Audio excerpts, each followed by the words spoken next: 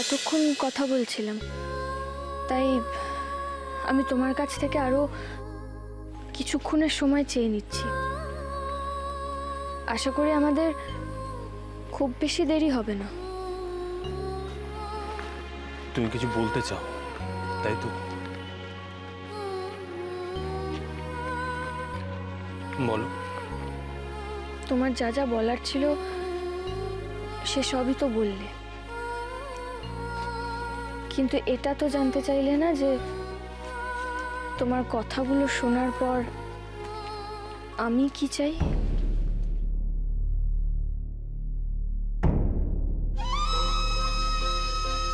Husband wife তো দেখছি প্রায় রিউনিয়নের পথে হাঁটছে। অর্জুন মনের কথা বলে ফেললো, এবার অহনাও মনের কথা বলে ফেলবে, তারপর মনে মনে মিল হয়ে যাবে, আর বন্নি সিন থেকেই আউট। আমারও তোমাকে কিছু বলার আছে।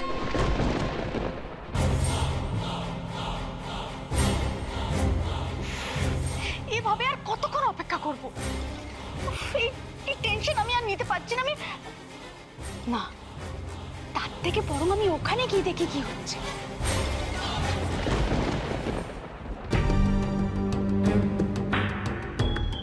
কি হলো বন্নি, চমকে গেলে মনে হচ্ছে? চমকে গেলাম মানে? চমকাবো কেন আমি?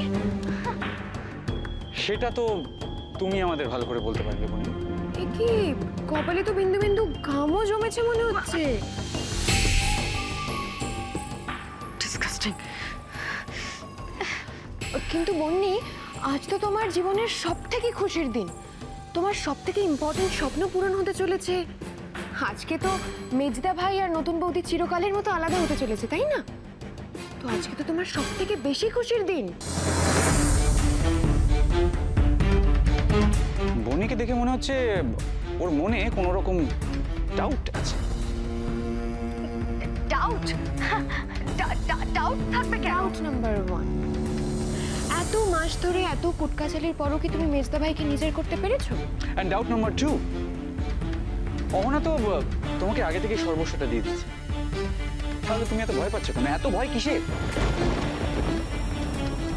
বনি, ভয়টাও এক ধরনের ডাউট, কিন্তু আর এই জন্যই বলে খারাপ কাজ করতে নেই।